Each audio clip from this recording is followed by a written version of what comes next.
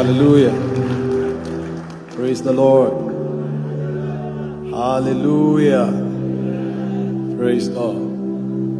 It's truly an honor to be here this morning and even through the conference to minister to God's people. I don't take it for granted that the Lord has afforded me this privilege to share with God's special people. The word of the Lord is light. And when light begins to reveal its essence, there are many dimensions of light that is captured in the spectrum of white light. White light is made up of 7 different colors. And sometimes when one dimension of white light manifests and you see another dimension, you may need to have a foundation of light itself to understand that the testimony that they bring is from the same spectrum. Because green and red coexist in a realm called white light.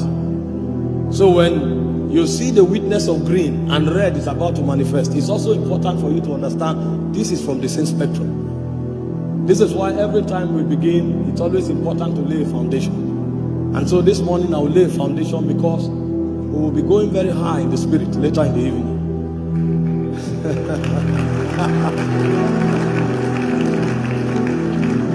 Please lift your hands toward heaven and talk to the Father. Just tell him your heart is open to receive. Tell him you are ready to drink from the presence. Kadosh, Kadosh, you are mighty on your throne. You reign, you ancient Zion's King. Kadosh, Kadosh, you are mighty on your throne. You reign, you reign, you reign. You ancient Zion's King. Kadosh, Kadosh, you are mighty on your throne. You reign, you reign, you reign. You ancient Zion's King. Kadosh, Kadosh, you are mighty on your throne. You reign, you reign, you reign. You reign, you ancient Zion's King. Kadosh, Kadosh, you are mighty on your throne. Father, we thank you this morning for the privilege to share and to co-inherit with you in your presence. Our hearts are open to receive, and we ask that you release yourself upon us lavishly.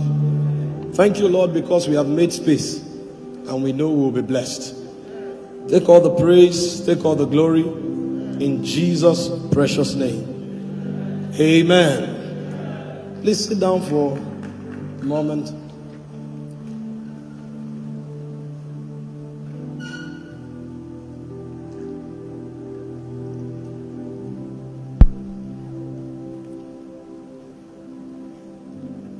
Man was created primarily to know God. Man was not created primarily to carry out activities.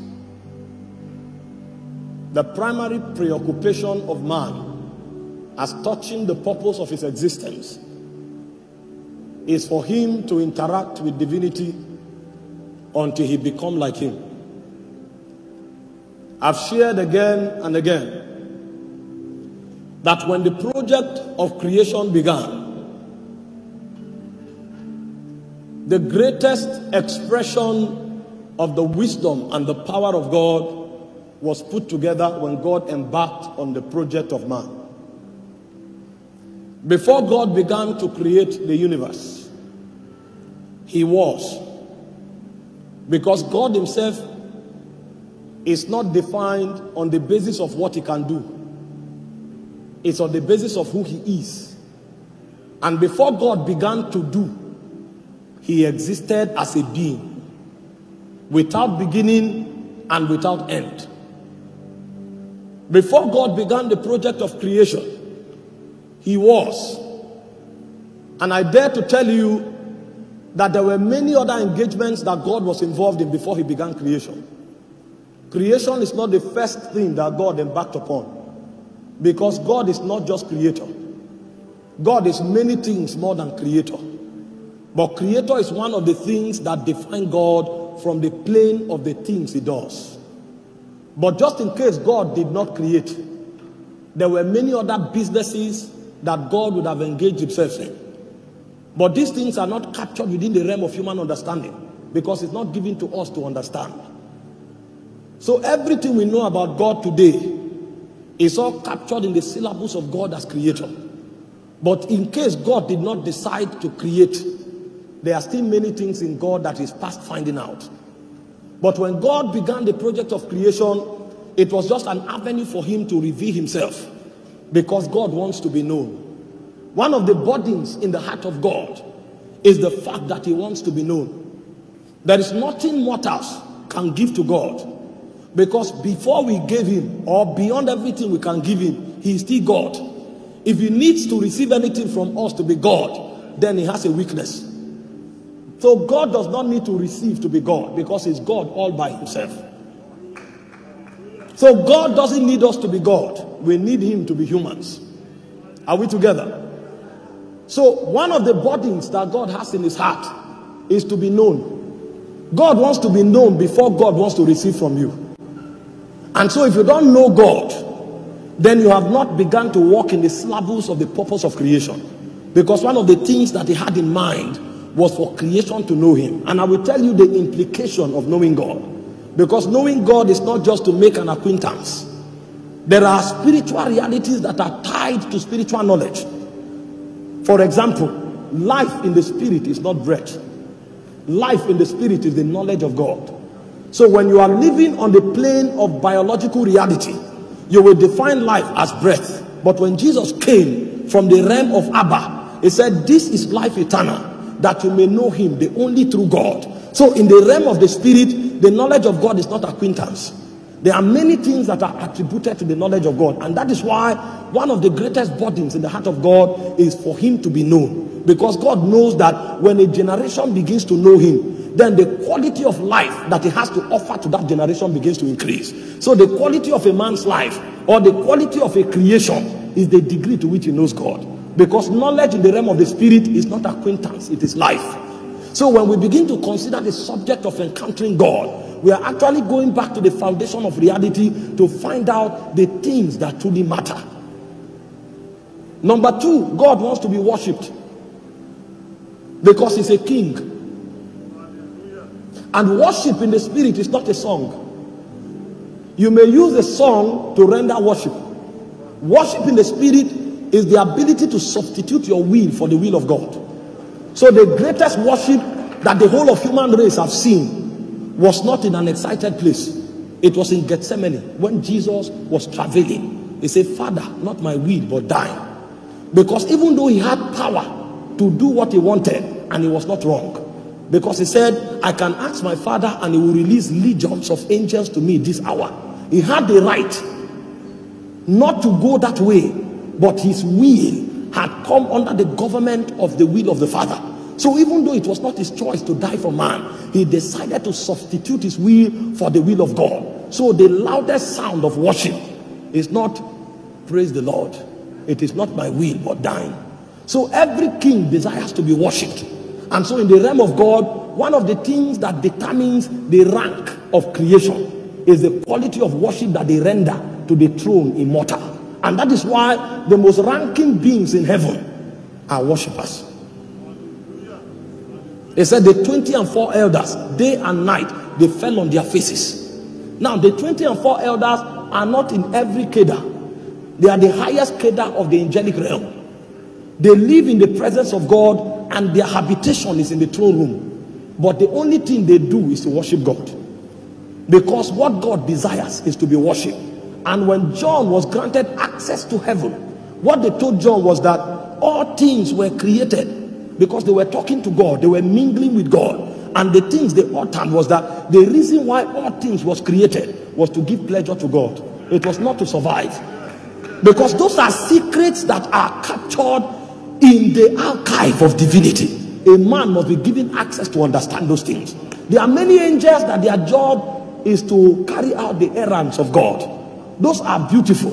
But the cadence of the angelic realm has the highest for those who know how to worship God. Because there is a place where who you are and what you do to God is more important than what you do for God. Who you are is a function of the knowledge of God that you have. What you do to God is a function of the quality of worship that you render to God. But what you do for God is a service that benefits both you and God. And you can choose to render that service to benefit you alone, and God will not be in the equation. Yet you'll be making exploit. And so when we begin to consider the subject of encounter, we are trying to go back to the foundation of reality. What is it that is in the heart of Abba? So when we live our lives and we complete our sojourn on the face of the earth and we cross the veil of time into the veil of eternity, we will know that while we walked on earth as pilgrims, we pursue things that were eternal. And some of the things that are eternal is the knowledge of God and the ability to bring worship to that throne in a way that can be vetoed by the authority of that throne and given an approval. So at the end of time, you will hear, "Well done, thou faithful servant." So we are considering the knowledge of God. The primary purpose of encounter is to come into experiential knowledge of God. Without the experiential knowledge of God, life becomes vanity. Because what God had in mind when he began to create man is for him to know him. And so Jesus gave it as a manifesto, a blueprint for his appearing. This is life eternal, John 17 verse 3, that you may know him, the only true God, and him whom he has sent. Now, it's possible for you to have God and be defeated in life. In Daniel chapter 11 verse 32, it said, "They that do know their God." It's not they that have a God. It said, "They that do know their God." That means in the body of Christ, we are separated into different expressions on the basis of our relationship with God. There are those who have God, and there's no argument about it. But the functionality and the expression of your life on earth is not whether you have God or not. But if you know your God, it said, one, you will be strong. And number two, you will do exploit. It's not they who have God. Now, the Bible said in Hosea chapter 11 verse 6, it said, "My people perish, not because I'm not strong. I am the Almighty. My power cannot be contested." And to make things more threatening, he said, "They are my people." He didn't say aliens perish. He said, "My people perish." That means it's possible for you to be God's people and perish. It's possible for you to be God's people and have no exploit in the kingdom. So what will give you the power for exploit and what will sustain eternal preservation in your life is not the fact that God is your God. It's the fact that you know him. It's not the fact that God is willing or not willing to provide or to protect. God may be willing to protect you, but you will still perish. Because my people, I know they are my people, they are my inheritance. In Deuteronomy 32 verse 9, he said the lost portion is his people. That means what God gains in the economy of creation is not the sun, the moon, and the stars. What God gains from creation is the fact that he has a people that is his own. So God's jealousy is already invested upon his people. He said, but even though God's portion is his people and the jealousy of God is invested upon his people, he said it's possible for his people to perish. Not because God doesn't want to save, not because God is not powerful enough to deliver, not because God does not have more than enough for his people. He said, but it is because of the lack of knowledge. That means everything a man is going through in life today has nothing to do with God. It has everything to do with his knowledge or his ignorance. So the subject of encounter comes to redefine our experience on the face of the earth, and it comes to give us a place even in the realm of God. My people perish for the lack of knowledge. But they who do know their God, they shall be strong and they shall do exploit. In 2 Peter chapter 1 verse 3, it says, according as his divine power has given unto us all things that pertains to life and to godliness. But there is a clause. It said, it is through the knowledge of him that has what? Called us to glory and to virtue. That means what God called us into is glory. Glory is the essence of God, the ability to manifest God, the ability to contain God, the ability to reveal God. Glory is not how you do something necessarily. It is the ability to bring God on the scene through what you do. So man was not called to live in the order of man. Man was not called to showcase human intelligence. Man was not called to showcase human masterpiece. Man was called to reveal God. So if a man is singing, his song should communicate God. If a man is dancing, his dancing should communicate God. If a man is sweeping, his sweeping should communicate God. Everything he does, one thing he's called to express is God.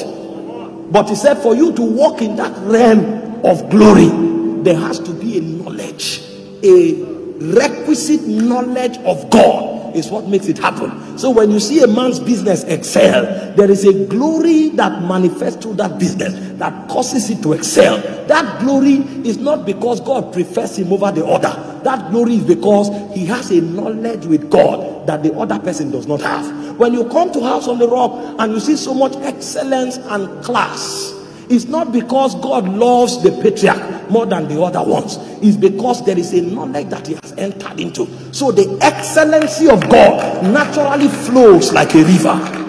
It's a knowledge.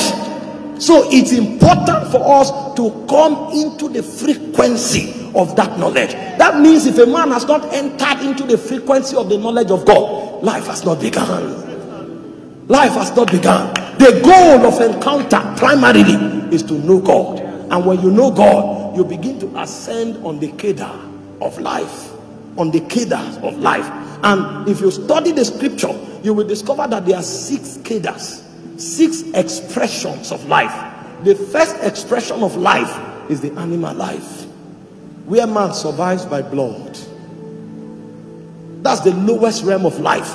At the realm of the animal life, man is ruled by his feelings. He doesn't necessarily need to have a relationship with God. Now, the reason God dealt with man on the premise of blood covenant is because every man is captured at the realm of the animal life.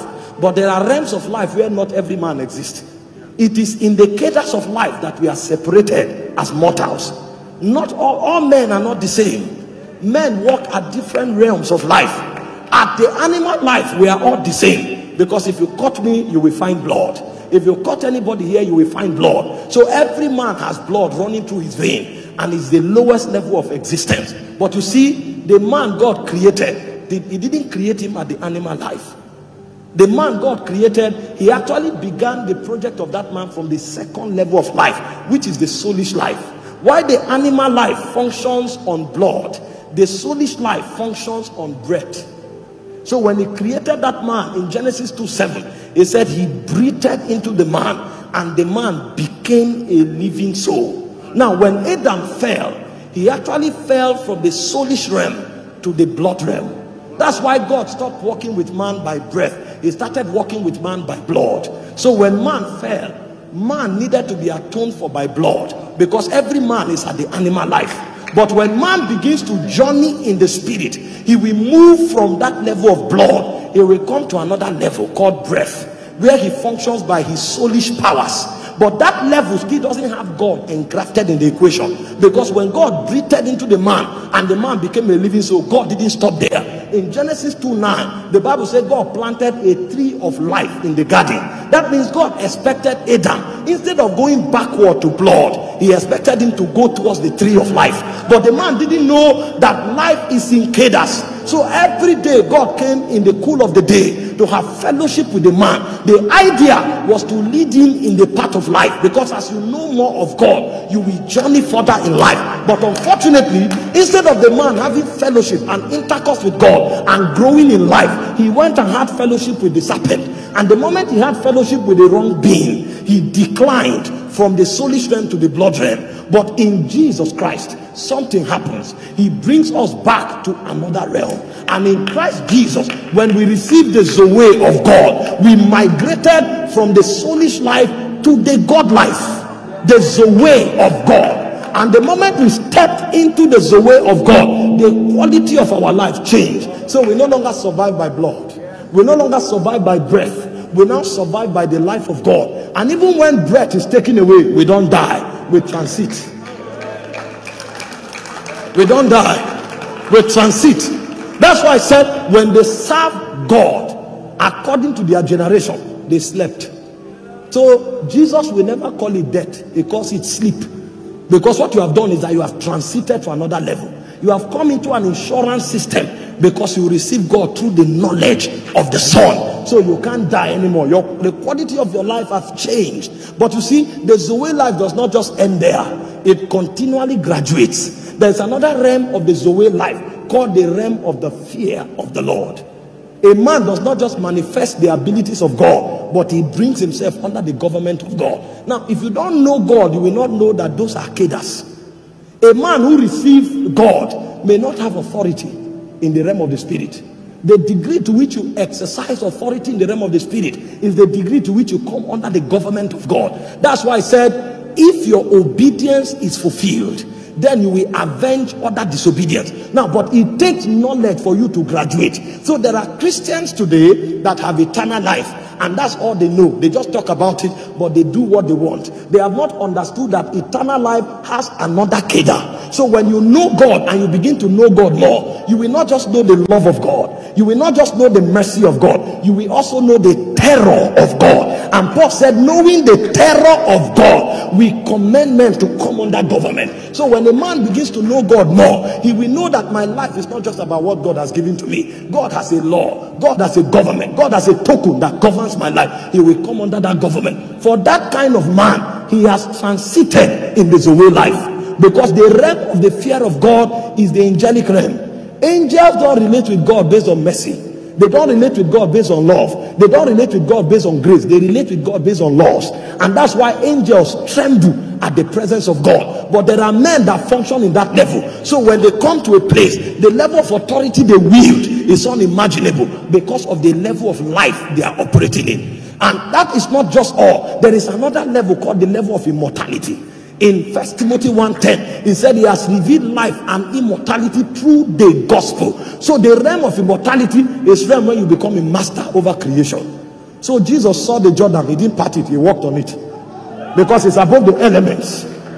He had not resurrected, he walked on water. That's an immortal dimension of life. It is available to us today because the Bible told us that Moses, when he had encounters with God, he said he wished not that his face began to shine. So Moses began to dominate the natural element and began to step into the immortal element, because encounter improves the quality of your life. Moses was not just under government. Moses began to transfigurate, and a point came, Moses was called a God. Even the laws that God gave Moses for his generation, God called it the laws of Moses. He didn't call it the law of God, he called it the laws of Moses. And in the New Testament, he said when Moses is read, Moses had come under government until Moses became the law. So when you are reading Exodus, you are reading Moses. He had become one with the covenants of God. They say when Moses is read, it's a realm. It's a realm. This is why men like Moses lived on the mountain, because they know transfiguration is a mountain business. And the Bible said as Jesus prayed, the fashion of his countenance was altered, his raiment glistered, because he knew the way of the mountain. It is only by encounter that the quality of a man's life improves. It's not in a Bible school. Thank God for Bible school. It will show you the laws of God. But the actual transfiguration is a function of beholding him. For we all with open faces, beholding us in a glass, the image of the Lord, we are changed. They say when we shall see him, we shall be like him. There is a realm of life that songs are called into. We are not supposed to be preachers. We will preach to bring witness, but we are supposed to be the manifestation of the God that we serve. We are not supposed to be singers. We will bring witness through singing, but we are supposed to be the manifestation of the God that we serve. The reason we do many things but the world is not changing is because men don't know God. They know about God, they don't know God. When we begin to encounter God and transfigurations begin to take place, a day we come, you will preach, people will be blessed because you brought them knowledge. Another day we come, you don't need to preach. When you come up and you say God bless you, it's enough, because you will emit glory. The world is not looking for preachers, it's looking for witnesses. They said the earnest expectation of creation, he waited not for preachers, for the manifestation of the sons of God. Who are the men that have grown in the cadence of life? Who are the men that have known him until they have become like him that they know? Who are those men? Those are the men the world is waiting for. So when we talk encounter, we want to journey in the path of life, because when you live immortality, there is the realm called the realm of oneness. In that realm you don't talk, you know as you are known. So your ear doesn't need to talk to your hand for your hand to know that your ear hurts. So everything God is doing in the spirit, you know here. Encounter is a transition in the realms of life. Encounter is a knowledge that brings about transitions in the realm of life. It is not correct for a Christian to remain at one level for 1 year. So in January you needed to receive, you are blessed for you to be blessed. It means you are not encountering God. You are not transiting. A point will come when it's not you are blessed that blesses you. You become the blessing, because you have moved. A point comes when it's not you are favored before you are favored. We will do that because we know that they are young believers. But when we come for pastors' meetings, we don't say you are blessed, because everyone who comes is a carrier of the blessing. A point comes when you don't need you are healed to be healed. You have entered the realm where sickness don't survive, so you naturally walk in divine health. I don't know about you, but I can't be sick. It's a realm, because you have transited. There is a quality of life you can never attain until you begin to know God, and the knowledge of God is through encounters.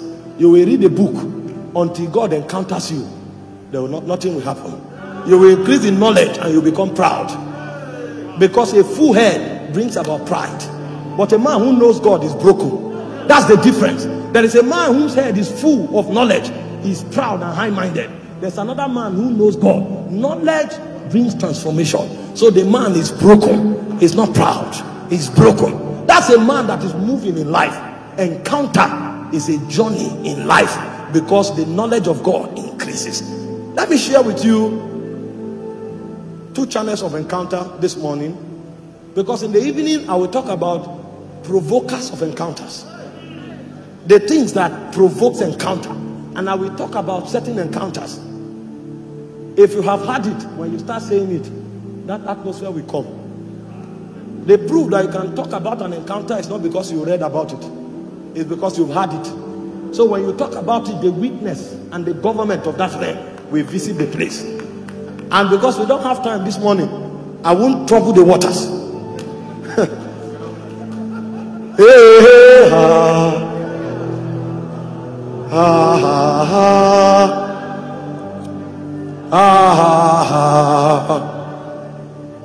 Ah, hey, hey, ha.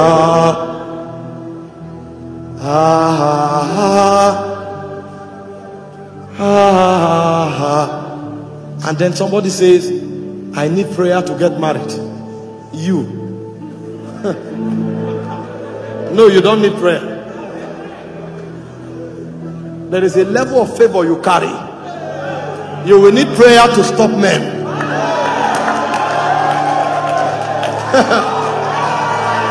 You can't go out. You will need prayer, because every day you are coming home, somebody is coming, and they are not charlatans, quality people. Because when they see you, they see different dimensions of glory. How can you need prayer to get married?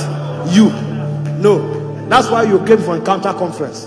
When you leave the conference, there's an aroma you will carry. Even when you go to your office, they will know that something has changed, because you have entered another level of understanding. I'm telling you, there is a power that knowledge places on you. You will be amazed. You may not qualify, but they don't have a choice. You are the one they will call. And then when they bring you to certain platforms, people will be wondering, how did they get this person? It's glory. It's glory. The quality of your life is a function of encounters. Encounters are spiritual moments where divinity chooses to manifest himself to mortals with the attendant desire that mortals will become like the divine. They are spiritual moments seized by divinity to reveal himself to mortals so that mortals can become like the divine. Thank God for your intelligence, but it doesn't impress spirits. Thank God for your beauty, it doesn't impress spirits. They want to find out, which one of us do you look like? Which one of us do you represent? Because when you show up in the spirit realm, your utterances, your character, your expression reveals a spirit. And until the time comes when you manifest God, you have not begun. That's why we need encounters. The first purpose of encounter is to invoke and to impart the knowledge of God. And when the knowledge of God is imparted, the quality of your life changes. The quality of your life changes. There are certain things that are bigger than a teaching. Teachings are just gateways that opens the portal for you to access reality. It's not about what you write. It's about what you catch. It's not about what you hear. It's about what you mingle with. The Bible said in the cool of the day, the voice of God came walking in the garden. Adam was not hearing God. Adam was mingling with God. That's why when the voice came, he hid himself. He was still hearing the voice. He knows that when the voice comes, it's for intimacy. It's not for hearing. Even when he hides, he can hear God and talk to God. He was not interested just in hearing and talking. He was interested in participating. Because the more he mingled with God, the more he became like God. It's beyond a message written. It's about a reality captured. And so the first thing encounters do for you is to improve the quality of your life. And when the quality of your life increases, everything around you will change. It will change. There are things you need to shout to happen. You will think about it, it will happen. Because there's been a shift. I'm saying all of this so you will prepare your heart, because it's beyond the message. It's something you must make up your mind that you will catch your own. There are men who don't pray for things. They think it happens. The Bible says, while they are yet thinking, God appears. Because of where they are functioning in, the realm that they are functioning in. While somebody else is saving money to buy a car, if somebody else says car, he just thinks of a car. That day they bring 3. And then you are like, what's going on? He has grown in life. There is a place he is operating in life where he doesn't need the trouble of thinking of what he needs. There are men stationed everywhere to make sure anything he needs is supplied. So there is a realm a man gets to that God stations other men to meet his need. That's why I said Moses is a God, Aaron is his prophet.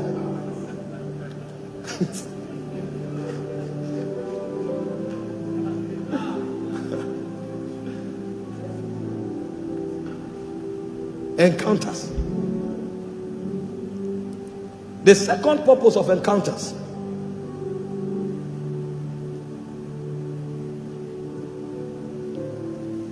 is to help us discover purpose and calling. It's beautiful if the quality of your life increases, but encounters don't just come to improve the quality of your life. They come to bring definition and specificity to the purpose of your existence.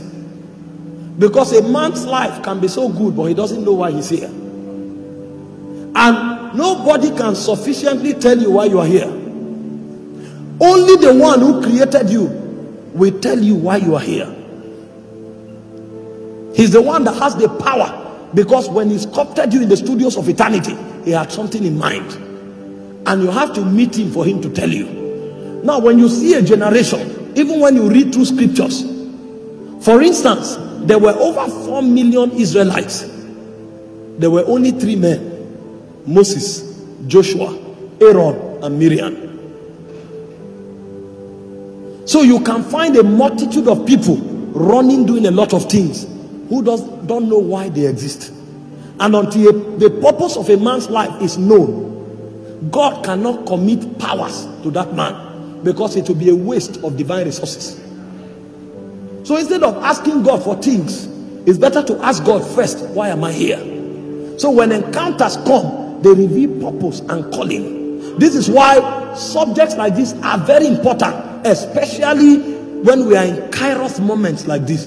The body of Christ is in a transition phase. Those who know.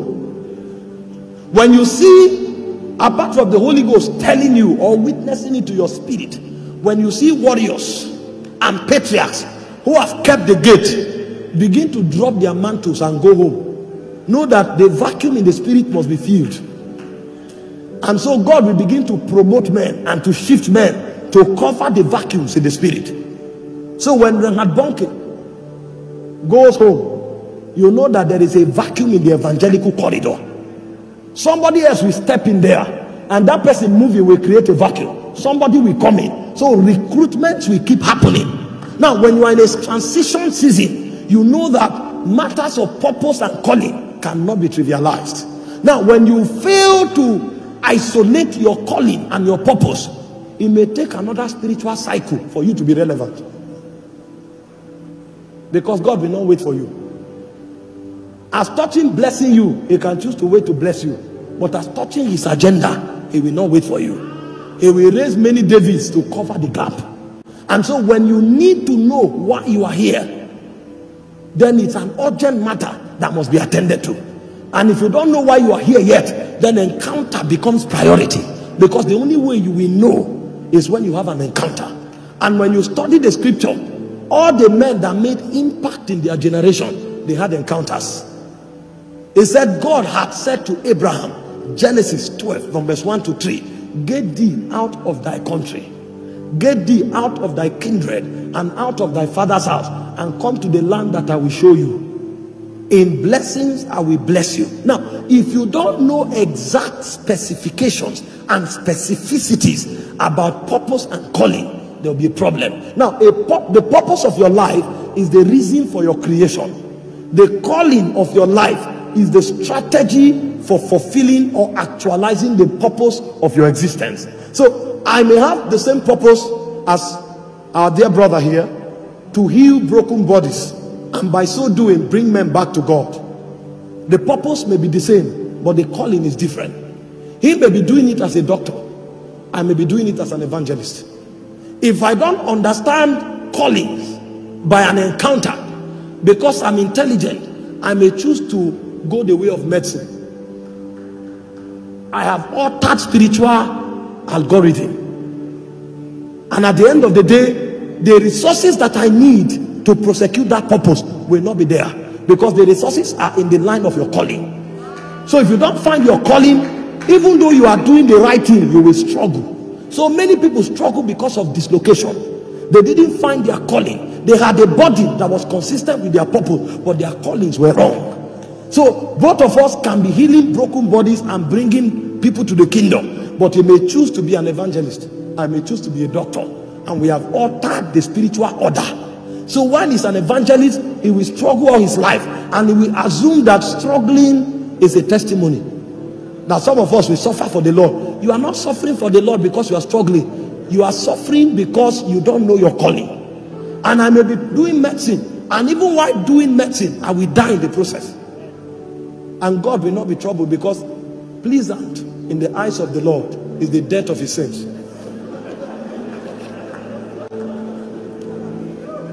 But I have missed out of existence, and life is not lived twice. So I can't afford a mistake. So whatever it takes for me to find that encounter that will isolate my purpose and my calling, even if it takes 1 year on the mountain, I will shut everything down and get there. Because when I know it, then speed becomes a byproduct. So Elijah was on the mountain 7 times traveling. What is the way? The moment he isolated it, he said, go tell Ahab that there will be an abundance of rain. He better hurry home. For me now, speed is not a prayer point. It has become a byproduct. And the Bible said the hand of God was upon Elijah. He outran the chariot of Ahab. How can a man outrun a chariot? Because he has found calling. He has found purpose. He knows the mind of God. So the wind of the Spirit will come. And from that day, Elijah didn't need to trek anymore. He started walking by the wind of the Spirit. So Obadiah came to him and said, I will not go to the king. The wind of God will take you. And when he finished his assignment on earth, he didn't choose death. Because there's a realm you get to in life that you will choose how you will go. They say Enoch walked with God and was not, because God took him. And they say he bore the testimony. So Enoch didn't know, he knew he wouldn't die. He told his generation, we don't die. When we are done, we transit. We know the code of rapture. The body of Christ can be waiting for it, but we are walking in it now. We know the code. There is something in the spirit that will make men change. We found it in our walk with God. And Elijah, when he finished his assignment, he walked across Jordan. And he went to the end of Jordan. He said, the time has come. What do you need? He said, I want a double portion of your spirit. He said, you have asked for a hard thing. But if you see me while I'm taking, my God, you knew when you'll be taking. You knew where you will be taking.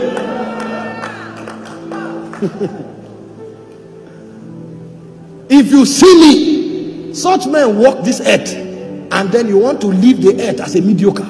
No. No. Too many men have brought too many witnesses that makes it a sin for you not to make impact. If you see me while I'm taking, encounter, you isolate callings. Moses had burden for Israel. He went, saw an Egyptian, killed him. How many Egyptians will you kill? That's why many people have the right motives, but they self-destruct because they don't know calling and purpose. I want to take over Abuja for Jesus. And then he begins to trek around Abuja every day. And at the age of 25, he looks like 60 years old. When he's 30, he now dies of stroke. He now says, we were laboring for God. We were laboring. You were not laboring for God. You were laboring in ignorance. Because there are certain men that God have revealed calling to them. So they know strategies. They can sit in one place and they will not only network Abuja, they will network Africa. So the same thing you are walking about with megaphone doing. Somebody else is doing it in the comfort of his own. And it's affecting. The people he affects in one day will take you 4 years to affect. It's not because God made your calling small. You didn't find that calling. You jumped out with zeal, but you didn't have the encounters to isolate the strategy of that calling. So when you see men making impact at different level, it's a function of the encounters that they had. So they know who to call. They know where to go to. They know what to say to change the topography of the spirit. But there are many men that have negated the requirements of encounter, and they are laboring in the flesh. And they think God is so pleased because they are struggling. There are too many advantages in life for you to struggle. Struggle is not necessary. Every time you struggle, it's an alarm system that ignorance still rules your realm. Because he has given us all things that pertain to life and to godliness through the knowledge. So every struggle, every crisis, every affliction is an alarm system indicating a kind of ignorance that exists in your ecosystem. God is not pleased when you struggle because it wasn't necessary. And when God came himself, he didn't struggle. But it takes encounters to find purpose, to find calling. In Luke 1:8, he said John was in the wilderness until the day of his showing forth. And even though before John nobody baptized, he looked mundane, he looked funny. A man just comes out of the wilderness and everybody can come, he dips them into water and brings them out. What are you doing, sir? We have Sanhedrin that were learned men. They know the Torah. They studied it before your grandfather was born. What are you doing? And while he was baptizing, the Bible said the whole of Jerusalem and Judea went to him. He didn't even come to city center. He was far away in the Jordan. but the whole of Jerusalem and Judea went to him. It was when John spoke in John 1:33 that we knew that was a strategy. He said, the one that sent me to baptize.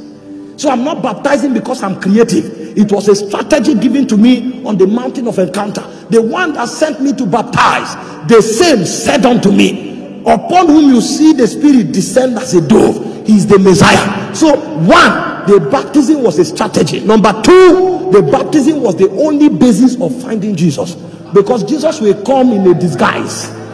You will not look at him coming like the Sanhedrin and say you are the Messiah. You will fail 1,000 times. So the only way you can identify the Christ is to be dipping men in water. The Christ will find you. You won't find him. And while he was doing it diligently, Jesus knew him. They were cousins. He never said anything. Many times Jesus will look at him, well done, sir, and go. And the guy was doing what he was doing. Because see, the reason you will have fatigue in ministry is because you didn't have encounters. If God tell you pray in the night, it doesn't matter if anybody comes. You will just be praying and having fun, because you are too assured that was the assignment. When you see men trying to do many things, they lack encounters. So they are looking for which one we walk. The which one we walk and trial and error is a sign that they don't have encounter. They don't have encounters. When you see a man, they say there's a job in Lagos, he has moved. There's one in Port Harcourt. There's one in Ibadan. No, sons don't wander. We journey into inheritance. You don't go from city to city looking for a job. When you have an encounter, the Holy Ghost will tell you, go to Lagos. And when you come to Lagos, you know you have come to conquer, because an immortal spirit has attacked these oracles. So you are not coming to do trial and error. And when you get to Lagos, you will not walk by the chances that Lagos offers. You'll be walking on the voice of an oracle. That voice will carry you through every affairs of Lagos. And even if everybody in Lagos fail, you will succeed, because a spirit sent you there. You are running the errand of a spirit. Our world is full of men doing trial and error because they've not had encounters. There's a scarcity of encounters. That's why men do too many trial and error. If encounters are not born, purpose will not be realized. Callings will not be isolated. And the life of man will be left with struggles. He said, the one that sent me, the same said unto me. What can you say when they ask you, who are you? Some of us will say we are doctors. There is no lexicon in the spirit that captures what you studied. Some will say we are lawyers. No, you are not a lawyer. You are a witness in a different class in the spirit. And until you find that one that sent you, you will not know. When they met John, he didn't say, I'm the son of Zacharias. He didn't say, I am a priest. He said, I'm the voice of the one crying in the wilderness. So even though every preacher was in the synagogue, John knew that his own ministry doesn't have a synagogue. His own ministry has the wilderness. So even though the whole strategy said, go to city center, he knew that his own ministry is not in the city center. So when the time came, the man went to the wilderness, because he isolated his calling. I am the voice of the one crying in the wilderness. Prepare a way for the Lord. That's why John's message, he didn't churn messages from one place to another. He spoke what came to his spirit, because the path that he should follow was already defined. When we begin to have this encounter, our callings will be known. Jealousy will die. Wickedness will die. Sentiment will die. You'll come to church, 3 people in the choir are fighting over who will lead, because they think it's a platform that makes men. No platform makes men. They say, come, let us make man in our own image. It's God that makes man. Let us make man. Follow me, I will make you. I will make you. So you see people fighting because she sang and pastor stood up. When the other one comes up and pastor doesn't stand, she loses her sleep. And then it becomes about contention and competition. She's hating the other person. No. When they came to John and said, the one you spoke about is baptizing at the Jordan, and all men are going to him, he said, I must decrease while he must increase. I know my assignment. My job is done. There's no competition in this equation. I found my calling. There are many who have not found their calling. So we do things the way others do it. No.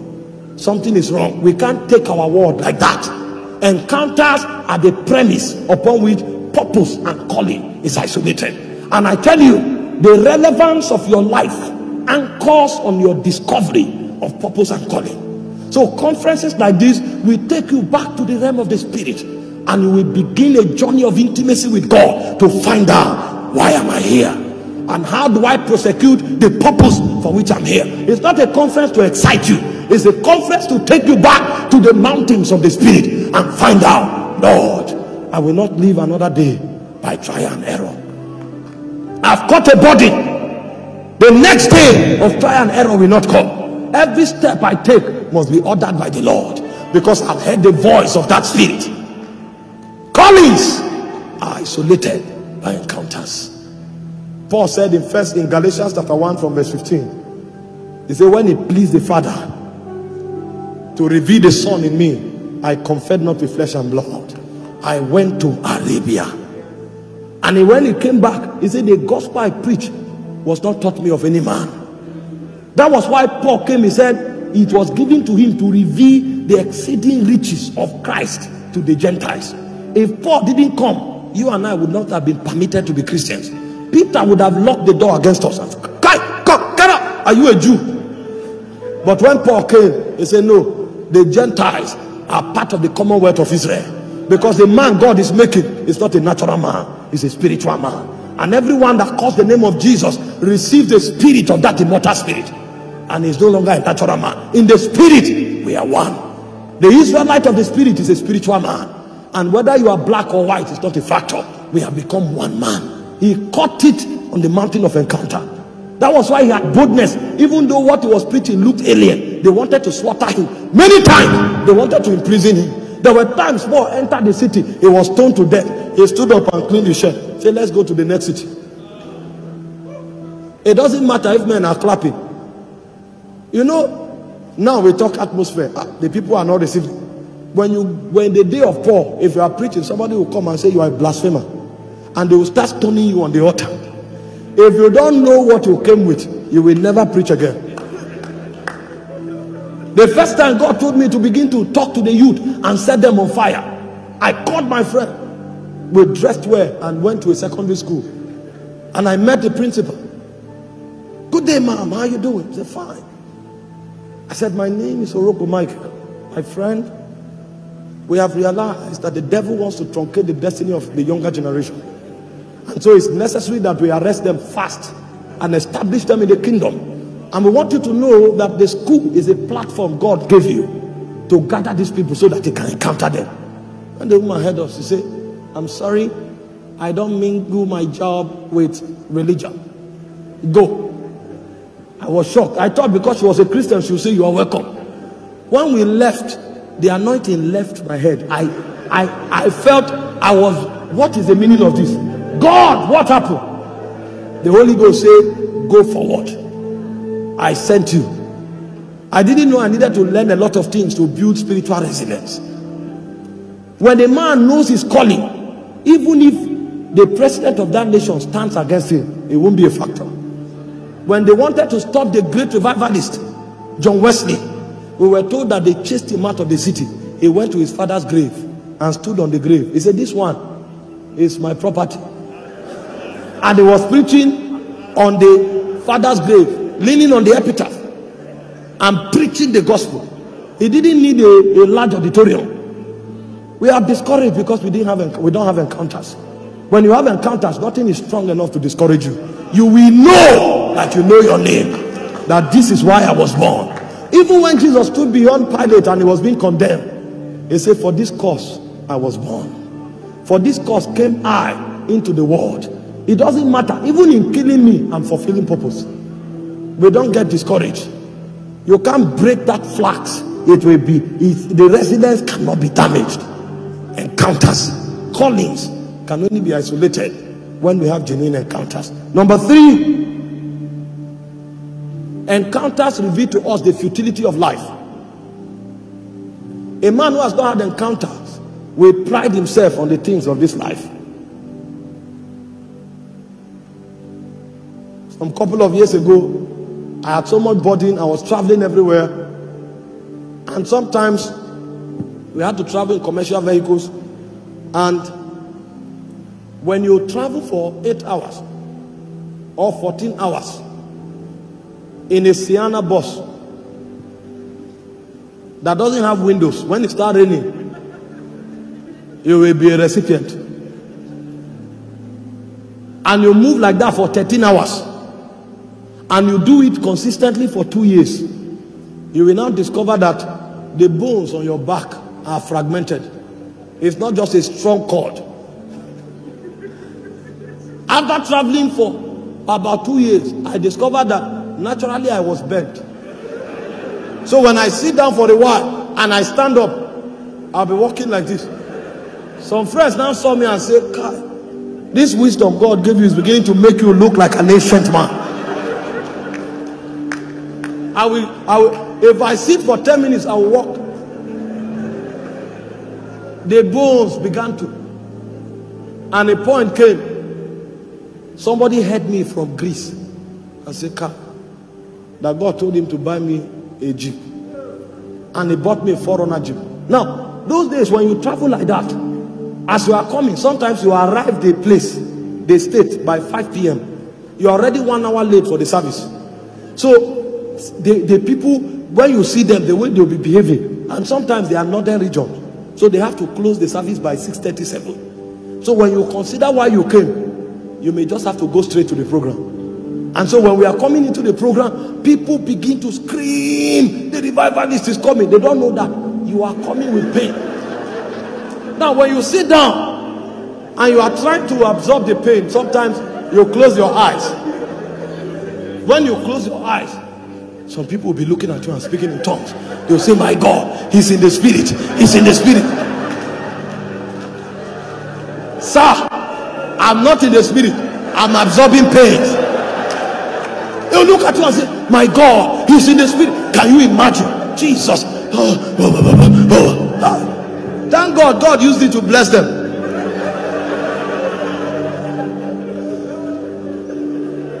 We have to go through that part. But eventually a 4Runner Jeep came, tinted glass. So when we drove to the meeting, we came down like apostles.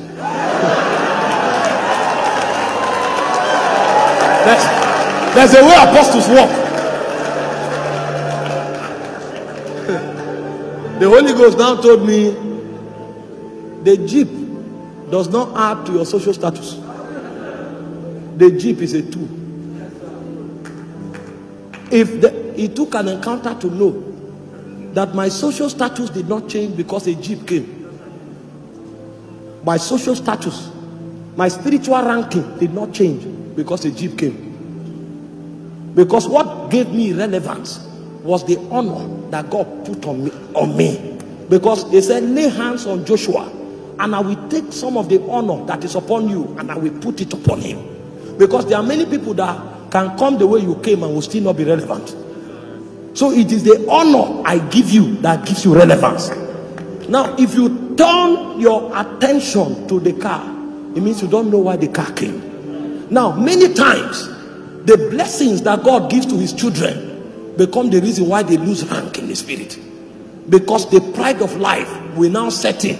Because the person now bought a house in Lekki. He now thought that because he has a house in Lekki, he is relevant in the agenda of God. No. It is the futility of life. And Ecclesiastes 1:14 calls it, it says, all is vanity and vexation of spirit. It will weaken the power and the potency of your spirit. If you are not able to discern that the things God gives you, money, possession, resources, are all instruments for facilitating kingdom, and you now build your house and your life and relevance upon it. They said the day you stood upon it, you have become mundane. Because pride of life and building confidence on the things of life is a testimony of the fall. Because when man fell, his value was no longer in God. His confidence was no longer in God. His value and security was now in things. So every time a man begins to give himself or consider himself relevant because of his possession or the things he has lost the essence and meaning of existence. It will take an encounter to reveal to you that everything God gives you is a tool.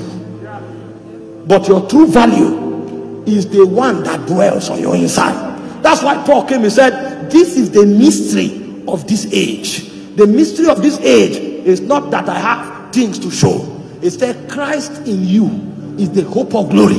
So whether there is car or there's no car, you wake up in the morning and you walk like a king.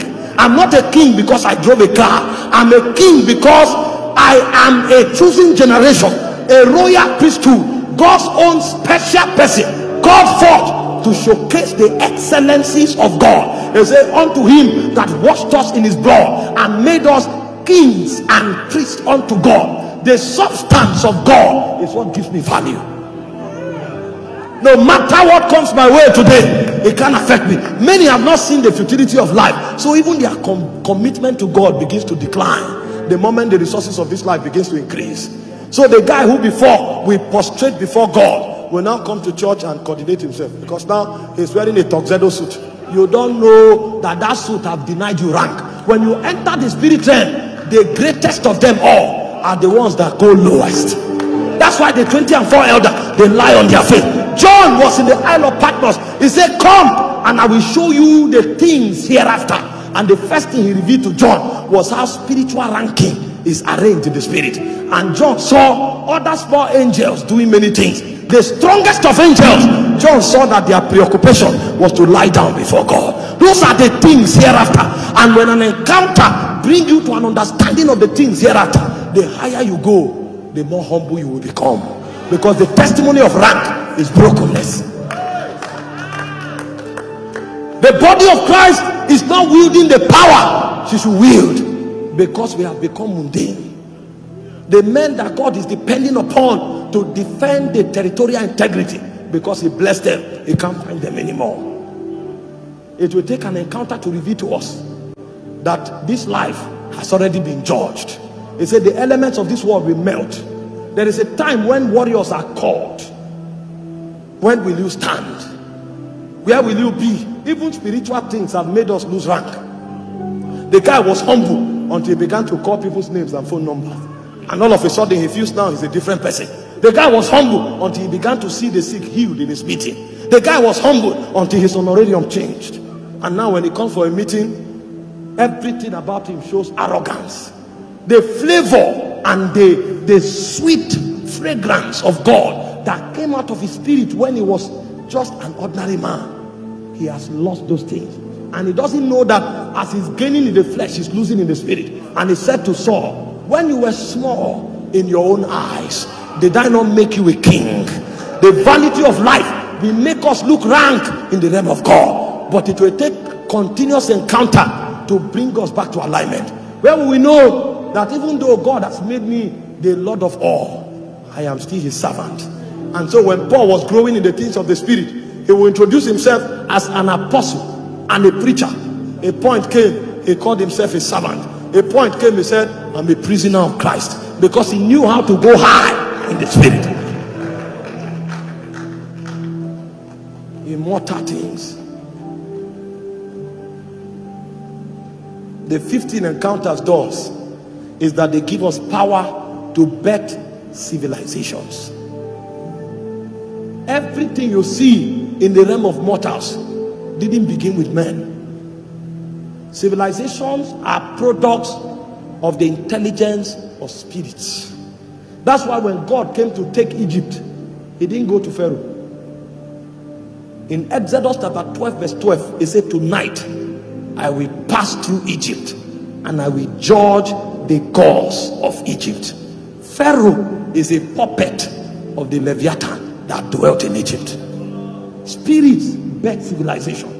And every time God wants to introduce a culture and a way of life, he begins to encounter men again. That's why I told Abraham, get thee out of thy country. There is a civilization that ruled you. The way of the men of the Chaldees. They have wielded their intelligence into your mind. You think the way they think. Come out of that country. Come out of your kindred. Come out of your father's house. There is a new order you will pioneer. And he said, I will make you a great nation, because the role of spirit is to bring government to this realm. And that's why I told Moses, ensure that you build according to the patterns that were revealed to you on the mount.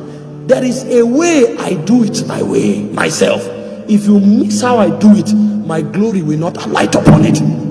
You can build according to the patterns of other spirits. You are not accurate in the realm of God. You may be big, but what you have will be Babel.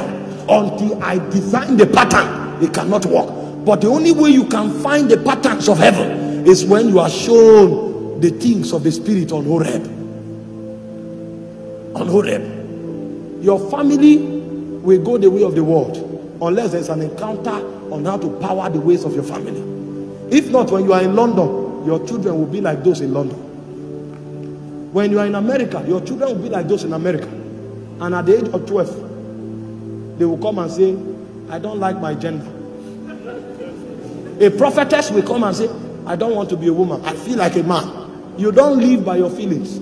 Before you came, you were ordained and sanctified. The gender was given according to the ordinations of God for your life. But you see, when you're an American child, you can choose which gender you want. Because there are no encounters. So the civilization is being lost to iniquity. Morality has collapsed. But for us to build a kingdom that God can have free flow, men will begin to have encounters again. So when you go to the government, you will not do it the way of corruption. Even though you may not have a second term, you will build a system that will ensure righteousness. It will not be canvassing for support. It's to raise an immortal dynasty. When you come into ministry, there will be no pressure to succeed. It will be about accuracy. And when you are accurate, you will succeed.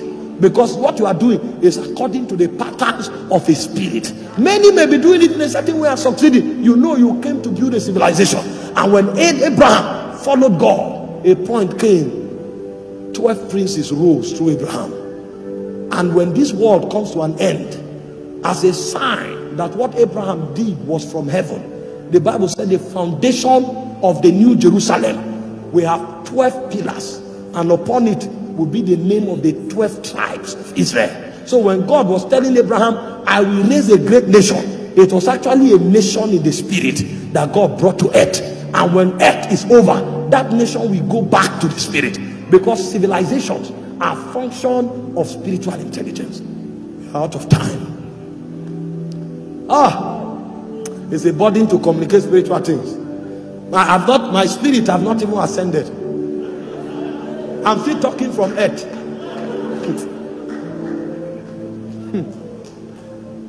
Hey, ha. You are not a man. You are a nation.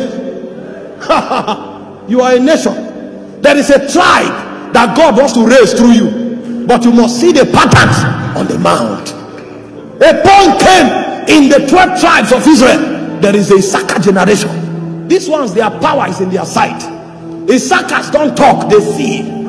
They see. And he said the sons of Issachar, they had understanding of times and seasons. So when the Issachars show up, they can look at the tides of the heaven and they will tell you, God will visit Africa. Go and write it down, it will happen. They know the calendar of the spirit. They can define the movements of the Holy Ghost, because it is in their order to read the patterns of heaven. That is a power that God gave them. But that power was not in Abraham, it was in Issachar. Abraham had to raise Issachar for that power to manifest. There are many things about God that you can manifest, but a tribe need to come out of you. So when God visits a man, God wants to raise a tribe. God wants to raise a nation. They said the scepter will not depart from Judah until Shiloh comes, because that order of kingship is the order of the immortals, because it is in the kingship of Judah that Jesus himself came. So when God was talking to Abraham, he was actually using Abraham to invoke himself into the earth. A kingship that has no end was captured in the civilization that Abraham built. You think House on the Rock is a church? No. It's a move of the spirit. Because even after this generation is over, many dimensions, many tributaries will come out. You will see evangelical order, apostolic order, prophetic order, order of psalmists, and you will wonder, what is this? It's a tribe.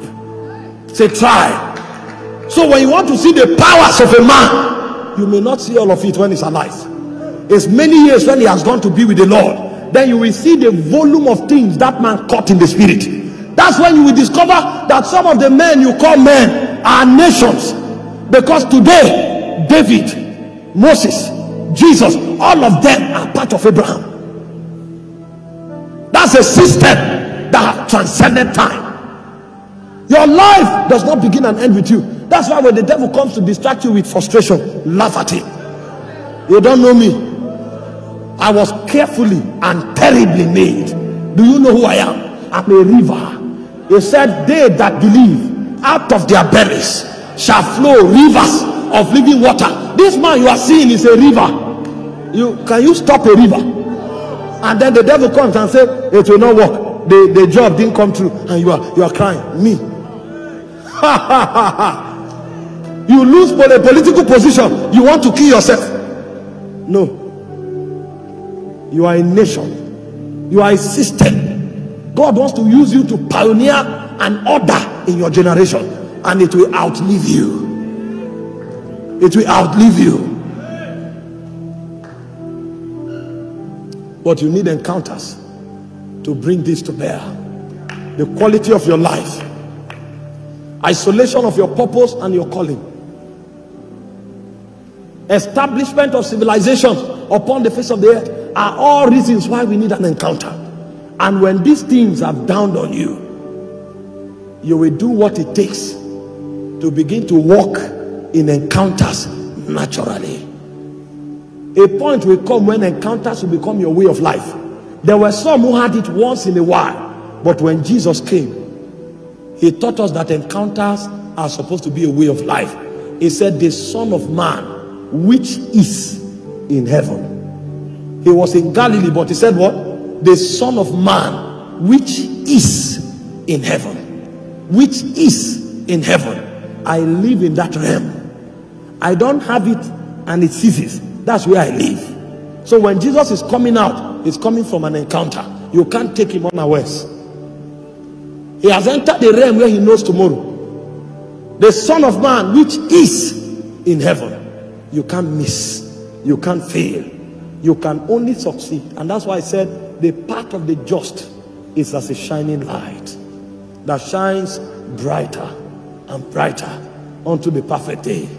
Somebody will step into an encounter that will change the quality of his life or of her life. Somebody will step into an encounter that will change your experience in this life. Somebody will step into an encounter that will empower him or her to pioneer an order that will influence his generation. John had such a rich encounter with God, and a point came. They said, until the time of John. A whole generation was so influenced by John that in the spirit realm they called that generation the time of John. There were many people serving the Lord, but the level of encounters that John had made him wield so much power over that generation. And when Jesus came, he said he was a burning and a shining light, and you were willing to stay under that light for a season. You are not weak, and even if you are strong in the flesh, it's not an advantage. You need spiritual momentum that is generated in encounter, and the point will come whether you look weak or strong is no longer a factor. You will talk from the corridors of the encounters that you have had. I read the story of Catherine Kuhlman, a woman so shy. A point came, she was not even very expressive, so she didn't have a place in ministry, but she had these encounters with God. In the place of prayer, she will pace on the prayer corridor for close to 18 hours before she goes out for her meeting. And the point comes, she will be in the meeting and say, the Holy Ghost is here, is touching somebody here. She could literally pick the movements of the Holy Spirit. She has become so used to the realm that when the Holy Ghost begins to move in a service, she knows, and she knows where the Holy Ghost is moving pattern. She lives there. And the point came, a lanky woman that was looked down upon became a mother of a movement that cannot be erased from the face of the earth. There is no way you can talk about the healing anointing in the word of men that you will not mention Catherine Kuhlman. Because there are 4 major tributaries of encounters: encounter with the Father, encounter with the Son or the Word, encounter with the Holy Spirit, and then encounter with messengers that God sends to you, either angels, men, or circumstances. But you must have one or many of those encounters in this season, because something about you will change. Please talk to the Lord now.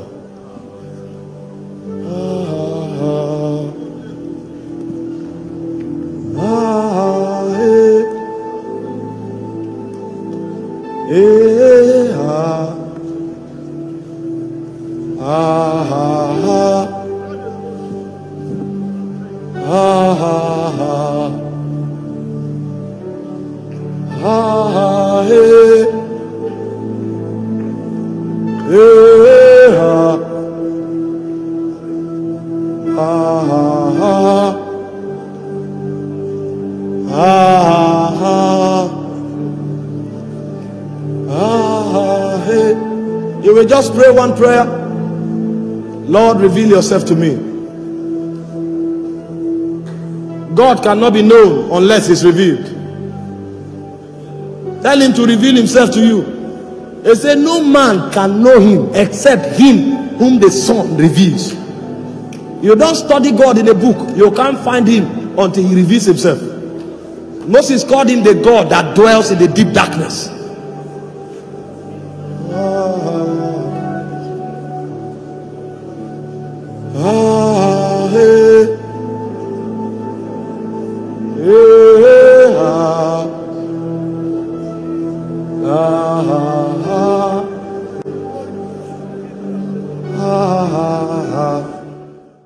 You were blessed by the message you just listened to and wish to make Jesus your Lord and personal Savior. Kindly repeat this prayer after me. Dear Heavenly Father, I believe in your Son, Jesus Christ, and that he died for my sins and was raised from the dead for my justification.